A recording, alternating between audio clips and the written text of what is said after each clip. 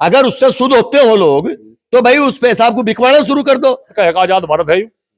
अब जो कथावाचक की भी बेइज्जती लग रही हो। अरे जो ब्राह्मण गलियों में शराब पी कर पड़ा उससे कथा कहलवाओगे? तो गगन यादव अपने समाज के पक्ष में बोल गया तो उन्होंने गुनाह कर दिया कुछ? नमस्कार, स्वागत है आप सभी का हिंदुस्तान 24 पर और मैं आप सबके साथ विपिन चौधरी।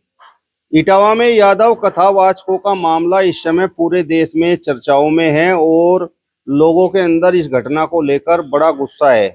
जिस तरीके से ब्राह्मण समाज के लोगों ने यादव समाज के उन कथावाचकों का सिर मुंडाया, उनकी चुटिया काटी, उनसे नाक रगड़वाई, उनकी हारमोनियम को तोड़ दिया और आरोप तो यहाँ तक लग रहे हैं कि एक महिला के मूत्र का छिड़काव भी उनके ऊपर किया गया।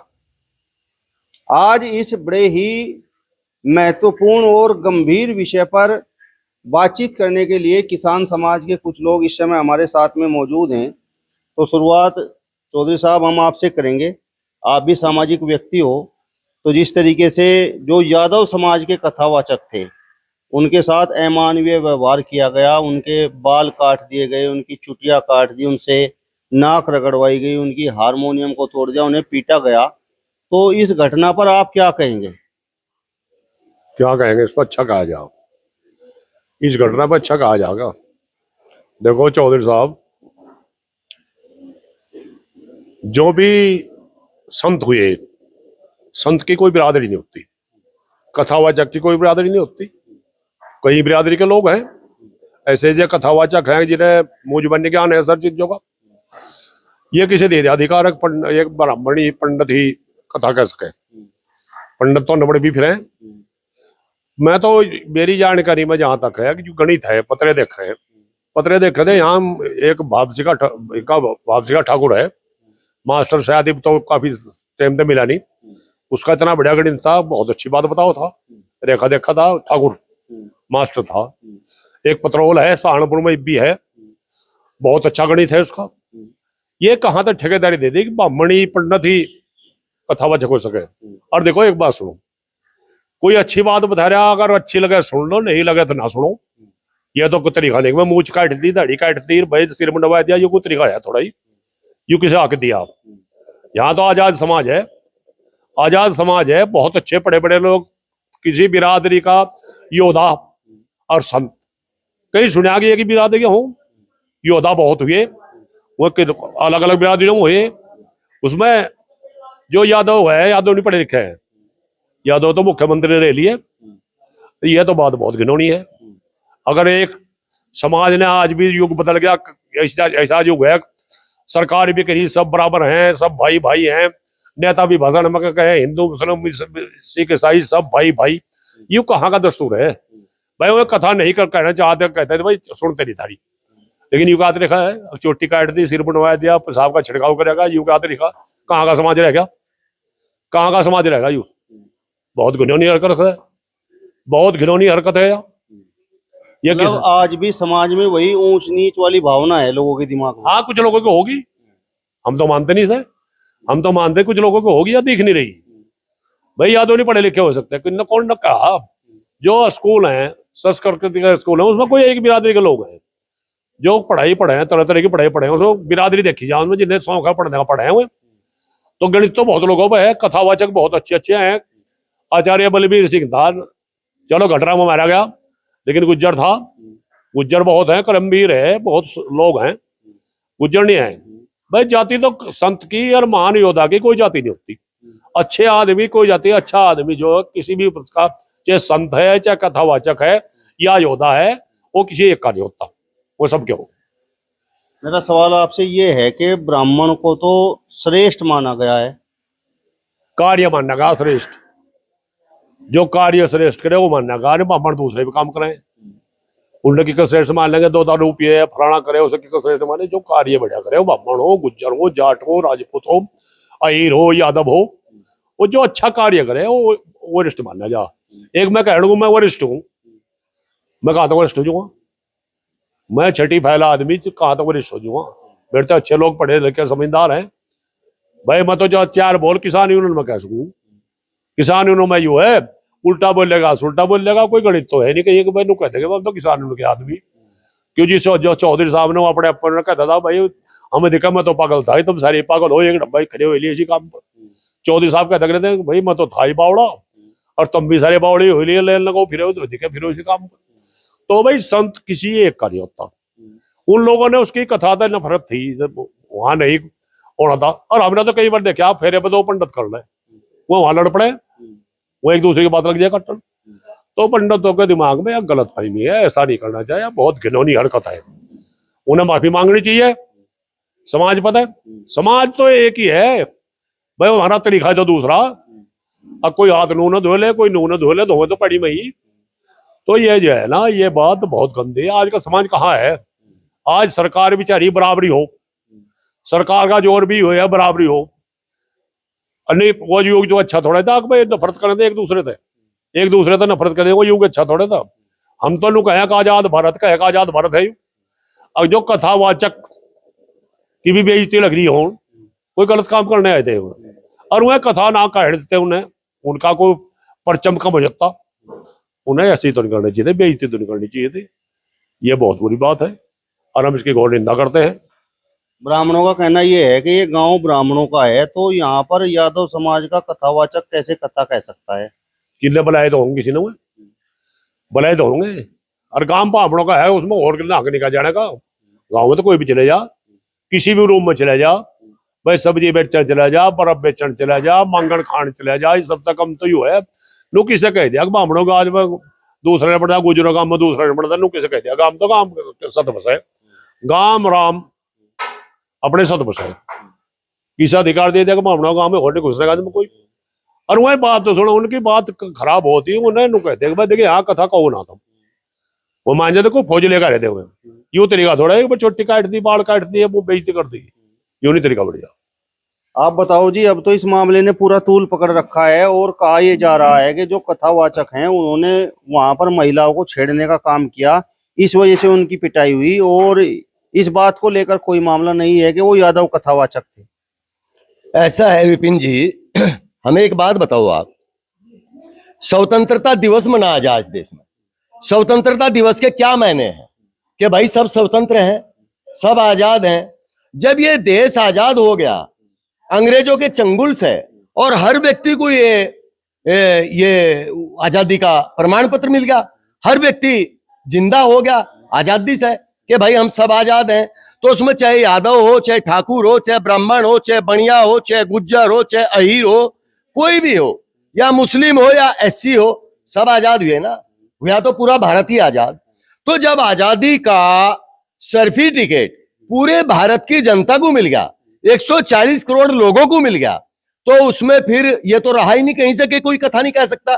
देखिए कथा कहना है उस व्यक्ति का काम जो विद्वान हो, जो ज्ञानी हो, है जी, अपने ज्ञान को कहीं भी बिखेर सके, उसकी कोई जाति और धर्म नहीं होता। रही ब्राह्मण की बात, ब्राह्मण के बारे में यह कहा गया कि जिसे ब्रह्म ज्ञान हो जा वो ब्राह्मण हो। ब्राह्मण कोई इससे नहीं होता कि भाई ब्राह्मण के घर में जन्म ले लिया या भाई पंडित के घर में जन्म ले लिया और वो पंडित हो जा।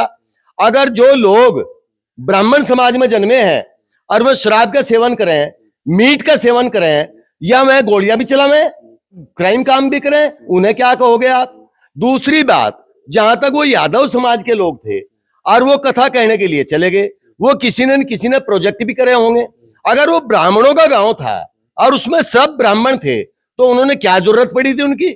जब वो इतने विद्वान लोग हैं, ये कहा जा कि ब्राह्मण ही कथा कह सके, पंडित ही कथा कह सके, तो इन्होंने उनको बुलाया क्यों? ये खुद ही कथा कह लेते, ये तो विद्वान थे ही। तो मेरा कहने का मतलब ये है कि वो लोग बुलाए, और वो इसलिए बुलाए कि वो विद्वान लोग हैं, वो ज्ञानी लोग हैं। फिर इन पे इन्होंने आरोप लगाया कि महिला से छेड़खानी की।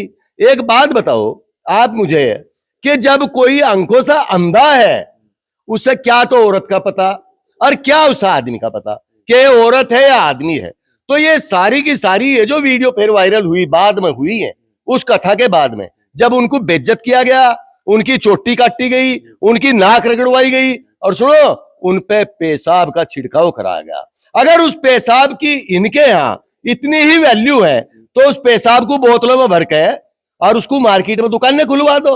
अगर उससे शुद्ध होते हो लोग, तो भाई उस पेशाब को बिकवाना शुरू कर दो। तो देखिए इससे ज्यादा जहानियत और इससे ज्यादा गंदा काम और कोई संसार में हो नहीं सकता कि आप किसी को बुलाओ। देखिए कोई व्यक्ति धन से कमजोर हो सकता है, शरीर से कमजोर हो सकता है, लेकिन उसकी मान मर्यादा जो अपने को बहुत उच्च कोटि का आदमी समझता है, एक गरीब आदमी, छोटा आदमी भी चाहता है कि तेरा हर जगह सम्मान हो। और अगर वो सम्मानित नहीं थे, वो विद्वान नहीं थे, वो ज्ञानी नहीं थे, उन्हें ज्ञान नहीं था, तो उनको बुला क्यों गया? वो तो पैसे पे पैसा भी दिया गया होगा उनसे, ऐसी बात तो है नहीं। अब दूसरी बात, जहां तक भागवत कथा की बात है, भागवत कथा किसकी कथा है? भगवान कृष्ण जी की। भगवान कृष्ण जी कौन थे? यदुवंशी। और वो कथावाचक कौन थे? यादव। तो भगवान कृष्ण के बारे में उनको ज्यादा ज्ञान हो सके या इन ब्राह्मणों को ज्यादा ज्ञान हो सके? भाई वो तो उनके खानदान कह लो, हालांकि वो सर्व समाज के थे, सारे संसार के थे, इस ब्रह्मांड के थे, हम ये नहीं कह रहे, लेकिन जो तरक ये दे रहे उस तरक के हिसाब से मैं बता रहा कि भागवत कथा के बारे में जितना ज्ञान यदुवंशियों को हो सकता है, शायद किसी को ना हो। तो मेरा कहने का मतलब यह है कि इस तरह की घिनौनी हरकत और इस तरह के कार्य अगर इस देश में किए जाएंगे किसी विशेष वर्ग के प्रति, तो मैं ये कह रहा कि कहां की आजादी है और कौन कहे कि आजाद है? अगर आजादी होती तो उनका तो सम्मान करना चाहिए था, सम्मान होना चाहिए था। कुछ लोग मेरे भाई यूं भी कहते हैं कि भाई जिसका काम उसी को साजे और नहीं तो डंडा बाजे। अरे नाड़ियों, पागलो, तुम्हें ये ज्ञान होना चाहिए कि जब इस देश का हर आदमी स्वतंत्र है, विद्वान है और उसने पढ़ाई लिखाई करके अपने जीवन को सफल बना लिया और वो ब्रह्म ज्ञानी हो गया, वो तो कहीं पे भी बोल सके, उसमें किसी की जाति या धर्म का कोई औचित्य नहीं बैठता, कोई तुक ही नहीं बैठता। विद्वान किसी भी बिरादरी का आदमी हो सके। भाई भामा शाह थे, बहुत बड़े वैज्ञानिक हुए। डॉक्टर एपीजे अब्दुल कलाम थे, बहुत बड़े वैज्ञानिक रहे हैं। कोई कहीं अपना ज्ञान बिखेरता है, कोई कहीं अपना ज्ञान बिखेरता है। चलो मैं एक छोटा सा उदाहरण दे रहा आपको। ये जो स्कूल है, कॉलेज हैं, यूनिवर्सिटी है, बड़ी बड़ी बड़े बड़े इंस्टीट्यूट है, क्या उनमें ब्राह्मणी जाति के लोग पढ़ावना हुए? उनमें तो यादव भी आवे, एससी समाज के भी आवे, गुज्जर समाज के भी आवे, ठाकुर समाज के भी आवे, बनिया और ब्राह्मण भी आवे, सभी लोग आवे और सारे अपने अपने जो भी सब्जेक्ट टीचर है अपना अपना ज्ञान बिखेर के जा और उससे ही उन बच्चों का उज्जवल भविष्य बने। तो ये कोई बात नहीं है कि ब्राह्मणी कथा कह सके।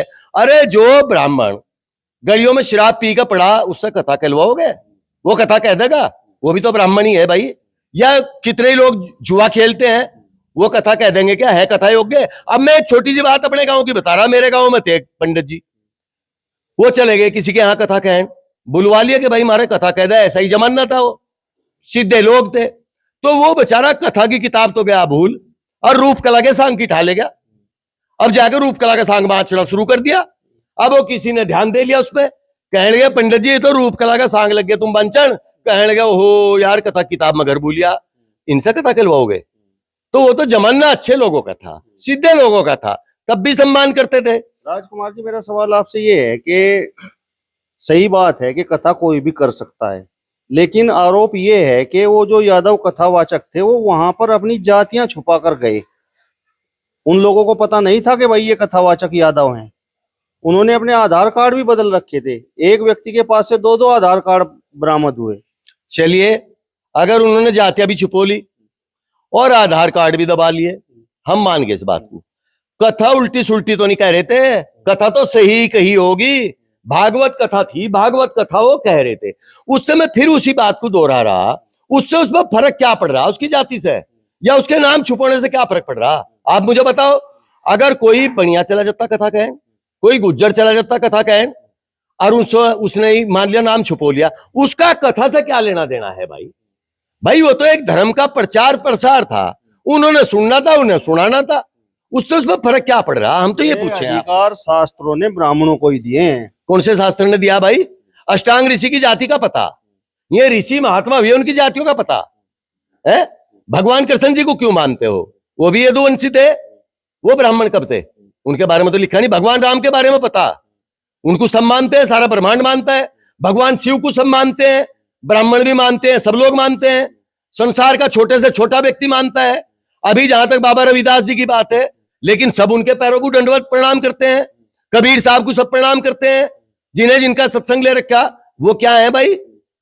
ये करोड़ों लोग राधा स्वामी सत्संग ब्यास में जा, वे किस जाति के हैं भाई? सिख समाज से हैं, वहां भी करोड़ों लोग दंडवत होते हैं। ये कोई बात नहीं होती, ये तो एक घिनौनी हरकत है। इससे तो ये कह लीजिए कि आज भी इन लोगों की मानसिकता जो की त्यों है बनी हुई। इससे जो वर्ल्ड के लोग देख रहे होंगे, ये जो संस्कृति थी भारत की, ये संस्कृति और देश ऋषि और संतों का कहा जाता, और ऋषि संत किसी भी बिरादरी का बन सकता है। देखिए, ज्ञानी होना ये नहीं लिखा कि एक ही जाति बिरादरी का ज्ञानी हो सके।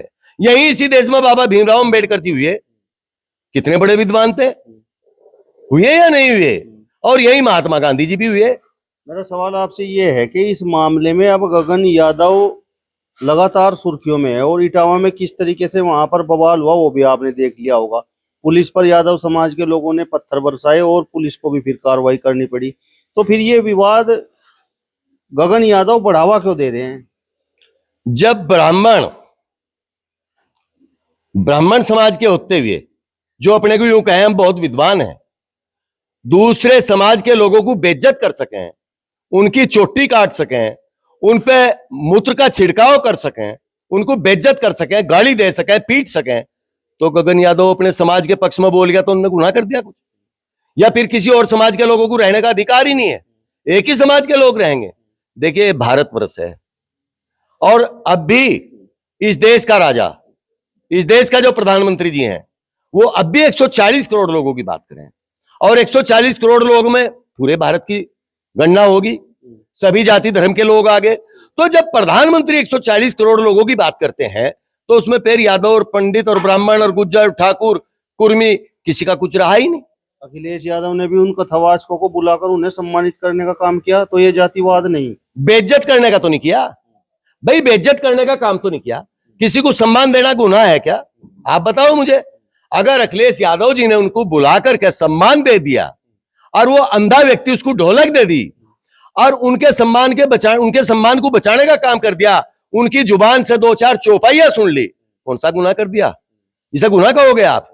जिन्हें गुनाह किया उनको तो आप कह नहीं रहे, और जिन्होंने सम्मान दिया उनको आप कहने लग गए। एक अपमान कर रहा, एक सम्मान कर रहा, तो सम्मान करने वाला अच्छा है या अपमान करने वाला अच्छा? भाई, कौन सा गुनाह कर दिया अखिलेश यादव जी ने? अगर उनको बुला के तनहा आदमियों को और कमजोर लोगों को उन्होंने सम्मान दे दिया, ऐसा कायदा कोई करके देखो पॉलिटिशियन, कि एक छोटे से आदमी को जो बेइज्जत होकर आया हो, और उन्होंने अपनी बराबर में बिठा करके और इतना बड़ा सम्मान दे दिया, और उनकी आर्थिक मदद भी कर दी, तो ये गुनाह है भाई? आप बताओ, अगर आपकी नजरों में गुनाह हो तो हम चलो इसे गुनाह कह देंगे। अब इस पूरे मामले में चंद्रशेखर आजाद का भी बयान आया है, और उन्होंने पूछ लिया है कि क्या किसी मंदिर का पुजारी कोई दलित हो सकता है? क्यों नहीं हो सकते? क्यों नहीं हो सकते भाई? ये समनदास महाराज जी थे, और शुक्रताल जी में रहे, और समनदास जी ने नीरे स्कूल बनवाए, और बहुत विद्वान लोग उनका सत्संग सुनने जाते थे। और अब तो पुजारी मिल भी नहीं रहा भाई, कितने ही मंदिर खाली पड़े। मैं यूं कहूं, अगर मंदिरों में तनख्वाह पे भी पुजारी मिल जा तो मैं तो इसे भी सौभाग्य समझूं। बहुत मंदिर खाली पड़े। मारे ही आ जाओ आप गांव में, धनीनाथ जी थे, वो शरीर पूरा कर गए, हमें मंदिर में नहीं पुजारी मिल रहा कोई। देखिए, पुजारी या विद्वान या संत, अभी अध्यक्ष जी ने भी बताया, या योद्धा, ये किसी जाति या धर्म से नहीं आके जाते। ये देश को चैंपियनशिप दिलवाई बहुत लंबे समय तक दारा सिंह ने बहुत लंबे समय तक चैंपियनशिप दिलवाई, कभी भी नहीं कोई बात हुई। तो इनकी कोई जाति धर्म से तुलना नहीं करनी चाहिए। विद्वान किसी भी कौम में जन्म ले सके, किसी भी झोपड़ी में जन्म ले सके, और बहुत बड़े पागल अनाड़ी बहुत बड़े बड़े महलों में भी पैदा हो सके। आपकी नजरों में ब्राह्मण श्रेष्ठ नहीं है? नहीं, हम तो सबको श्रेष्ठ मानने हैं। ब्राह्मण को, अरे भाई, हमने पहले भी बताया, आप भी बता रहे, ब्राह्मण वो है जिसे ब्रह्म ज्ञान हो गया हो, जो ब्रह्म ज्ञानी हो, जिसे उस परमपिता परमात्मा का पता लग गया हो, वो दूसरे को कुछ दे सके। अभी मैं एक छोटी सी बात कह रहा आपसे, क्या परमपिता परमात्मा ने इन चीजों पर आकलन किया कभी कि ये ब्राह्मण है, या ये ठाकुर है, ये गुज्जर है, कुर्मी है, जाट है, जैनी है, सिख है, ईसाई है? कभी नहीं किया। अभी बारिश हो रही, परमपिता परमात्मा सबको दे रहे। उन्होंने तो नहीं हिंदू मुसलमान की बात करी, वो मुसलमान को भी बारिश दे रहे, हिंदू को भी दे रहे, जैन को भी दे रहे, पंडित को भी दे रहे। रुकवा दो ने, पंडित कह दो अगर उन्होंने इतना ज्ञान है कि मारे मारे दरवाजे पर बरसना और के बरसना ही नहीं।